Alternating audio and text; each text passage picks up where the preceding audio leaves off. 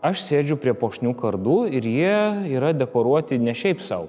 Visais laikais ginklas, šarvai, ekipuotė ir kiti dalykai buvo ne tik tai daiktai atliekantis savo funkciją, bet tai buvo ir reprezentacijos atributai, parodantis savininko galią, statusą, parodantis jo turtą. Todėl užsakant juos labai dažnai būdavo pareiškiami pageidavimai, kad noriu, kad mano kardas būtų puoštas puošniais akmenėliais, įmantriai ir detaliai graviruotas ir panašiai. Todėl sarmatų parodoje eksponuojami 100 metų senumo kardai, kaip matote, yra itin įmantriai ir puošniai dekoruoti ir tikrai rodydavo juos nešiojusių karo vadų kilmingumą, didingumą ir aukštą padėtį visuomenėje.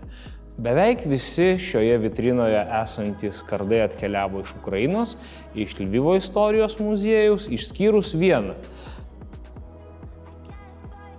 Ši geležtė atkeliavo ir mums ją paskolino Lietuvos nacionalinis muziejus. Pagal pasakojimą šią geležtę Abiejų tautų Respublikos valdovui Jonui Sobieskui padovanojo Konstantinopolio patriarchas po to, kai 1683 m. Vienos mūšyje jis padėjo atlaikyti turkų osmanų apsiaustį. Tai šitokia geležtė puošta stačiatikiškais ir tokiais rytietiškais motyvais būtent valdovui buvo ir dovanota. Na, mes nežinom, ar tai tikrai buvo taip, bet yra toksai pasakojimas jau gyvuojantis nuo senų laikų, todėl bent jau palaikykime šią legendą gyvą.